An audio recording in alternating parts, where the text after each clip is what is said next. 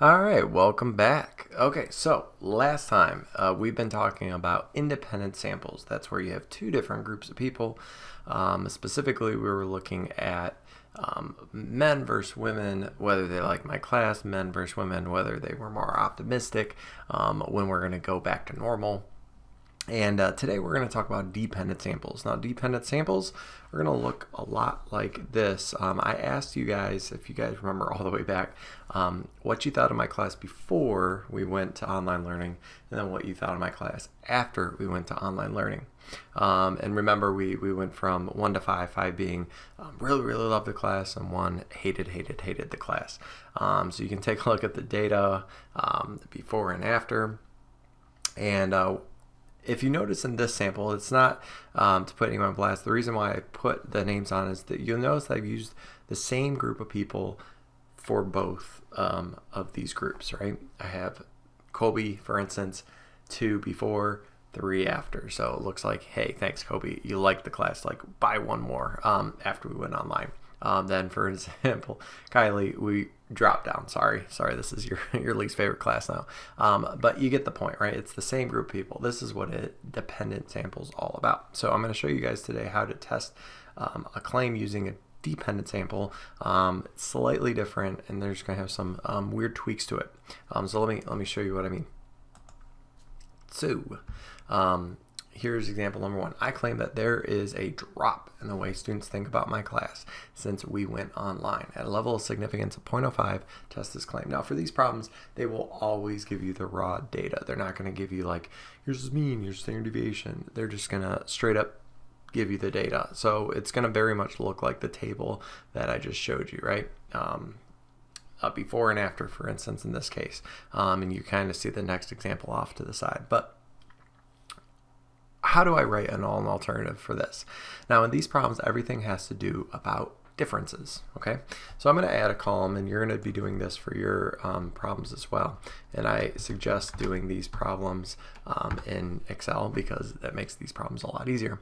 But anyway, you got before and after, and we're going to do a difference. Now, in these problems, you're always going to subtract the before minus the after. So you're always going to do the first sample minus the second sample.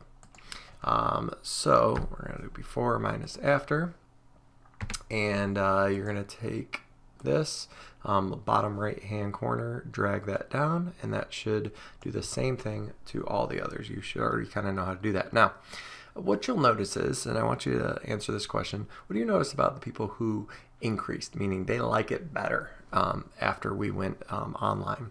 For instance, Kobe, right? You'll notice that their difference turns out to be a negative number.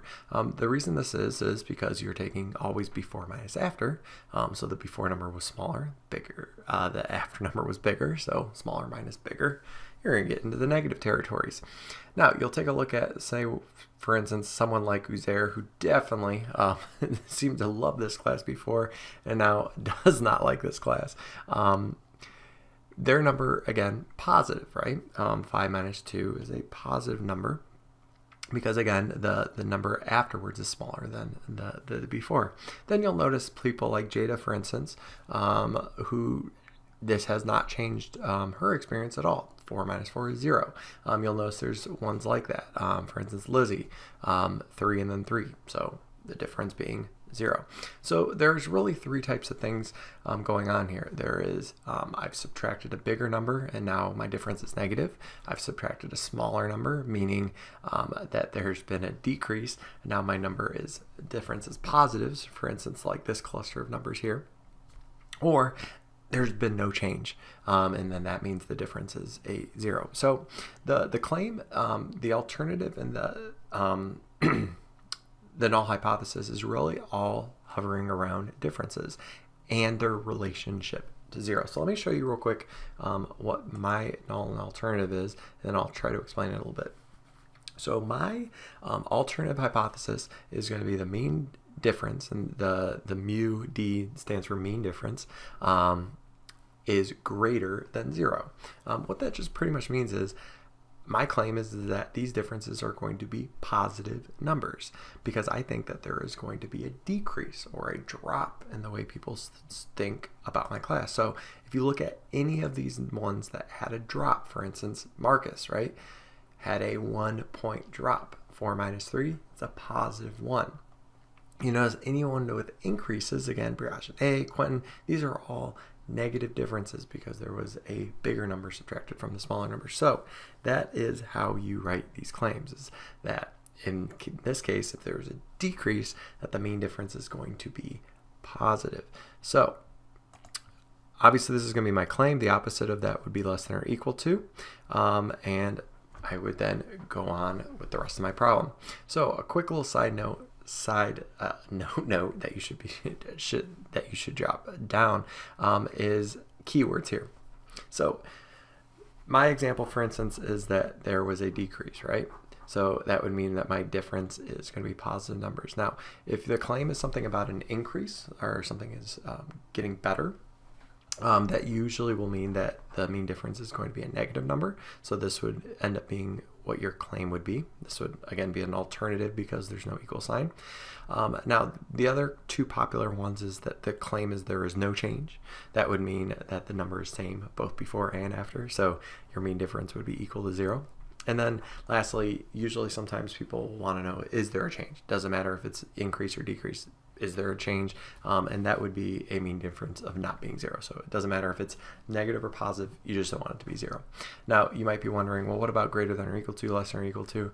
That doesn't, 99.9% of the time never shows up in these problems. So that's why I didn't include that, because there's really no like English translation into how that would work for differences. So negate that. So this would be really helpful setting this up, because generally people have a hard time with this part of the problem. The rest of the problem isn't that bad. So I know this took a while, but this is again the hardest part of the problem. So here we go. So the next part is tail test. This part is the same. So it's a right tail test because the alternative is greater than sign. The degree of freedom, because these will all be small sample problems, is going to always be sample size minus 1. In my problem, or in our problem, I've already counted up, there's 16 students, so I'm just going to write this down. The sample size is 16, so that would mean that our degree of freedom is 15, and 0.05 is the level of significance, so it's going to be a one-tail test. 0.05, we're going to go down to 15, so 1.753 will be the t-score for our rejection region. Now, the math part. Math part is actually a very simple equation, basically based on the last thing that we were doing. So this part is the easy part. But we do have to calculate these. So it's going to be d bar divided by SD divided by the square root of n. D bar is denoted by the mean of the differences, so you're going to find the average of the differences, and that number goes there. SD stands for the standard deviation of the differences, so you just find the standard deviation of those differences that you calculated. And then last but not least, the sample size, which again we already have. So let us calculate those real quick so that we can finish up this problem. So the next step is to find the average of the differences, and you can do that on any spreadsheet problem by just doing equals average, and you're going to be highlighting the differences. Remember, this is just differences that we care about in these problems. So 0.6 means that the average difference is slightly positive. Then I'm going to give my standard deviation. I am going to always select the sample version, because this again is a sample.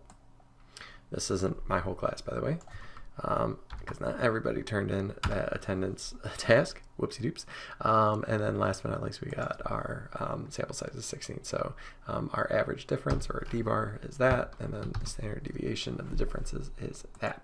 And then you would just throw that into the equation, and then that would be your test statistic, so you could see if the claim is true or not. So back to the problem. So I've plugged the problem numbers that we found from the spreadsheet into their appropriate places in the equation, and I'll give you a second to try that out, but again, this shouldn't be as bad as what we've been doing before. I typically will do this divided by, and then I put parentheses just like the equation has, to make sure that the order of operations is correct. So If you did that correctly, you should be getting 2.3. 2.3, if you think of this again as a number line, is to the right of 1.753, so this will be in the rejection region. That means that HO is false, HA is true, and that would mean that our claim is true. This is not good news for me, by the way, because you have no idea how hard it is to do online stuff. So I guess maybe I don't like it as much either. So I guess we're all in the same boat here. Nobody has liked the switch online, which is, I guess, is why we don't do online schools, either me or you. In reality, can't wait for the fall to get back so we can get back to normal in school again. Crossing fingers. Anyway, let's try another example. All right, so example 2 has to do with football. So I claim that Nerf footballs help you throw farther than normal footballs. Now, if this was a normal class, I would take you guys out and we'd actually gather this data ourselves. But again, we can't do that. I guess I could have had you go buy 2 balls, but I don't think you'd probably want to go buy a football and a Nerf ball just to do this quick little experiment. So not gonna lie, I made these numbers up. So here's the something similar to what has happened in the past. In this case, I have 7 participants. This is in yards, by the way. This is the throws with regular football. So I had each participant show up, throw with the regular football. We made these measurements, and then had them step back up and throw with the Nerf football. And these were their distances on that second throw. This is dependent because, again, I used the same 7 participants before and then after. Twice I used the same participants. Now, the reason why this is so important, why dependents are so important, is because of this. Imagine doing this with 2 separate groups of people. And imagine if you, for instance, had like a pro football player in that Nerf ball group or in that regular football group. That could really sway the numbers. But if you use the same group twice, it doesn't matter if you're really good at throwing the football like participant 7 or not so good at throwing the football like participant 1. It's always being measured back to just the same person. So that's another reason why dependent samples can't be useful. So anyway, let's try the problem out. So in this case, we are claiming that we are throwing further. So let's just find the differences real quick and see what that looks like if I'm going to throw further. And then we'll see which ones throw further and see what type of difference that is. And that'll help us set our claim or our hypothesis, null or alternative. So here we go. So take a look which participant had a further throw for the Nerf ball, and heck, a lot of these did. And what you'll notice is for all the ones that threw further, their differences are negative. So that would mean that we would want our claim to be that the average difference is negative or below 0. So that would be my claim. And below 0, again, doesn't have an equal sign, so the claim would go in the alternative, and then the opposite would be written at the null. We're going to do a left tail test. Let's go ahead and find the rejection region. So n-1 for the degree of freedom is 6. It's still 0.05. We're going to go to the 6 route, which is 1.943. However, we are going to make that negative because it's a left tail test. Then I'm going to do my math part. Before I do my math part, obviously I got to find those. So I'm going to get the average difference again, or average distance.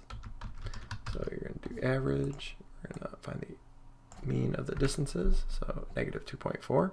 So that's promising because already that the average is negative, which means, again, that there must have been an increase. Let's do standard deviation next of the differences. Here we go. And then last but not least, our sample size, which is 7. Okay, so our average distance, our standard deviation differences, of the differences, sorry, and then the sample size of 7. Okay, so let's throw that into the formula. So the average goes on top, standard deviation divided by the square root of n. And I don't know if I wrote that wrong. Nope, I got that right there. Calculated is negative 2.34, which is actually very similar to the last problem we did in terms of output. Negative 2.34 puts us to the left of this, so again, back into the rejection region. So that means HO is false. HA this time is true, so what do you know? That claim is true as well. So again, The hardest part of these problems, honestly, is just getting this part of the problem started. Use that slide earlier as a cheat sheet to help you out. And the problems today for the assignment, there's 6 for them for you to try, sorry. And if you have any questions, again, office hours are between 1 and 2 p.m. Every day, Monday through Thursday. If not, you have a wonderful day. Talk to you guys later.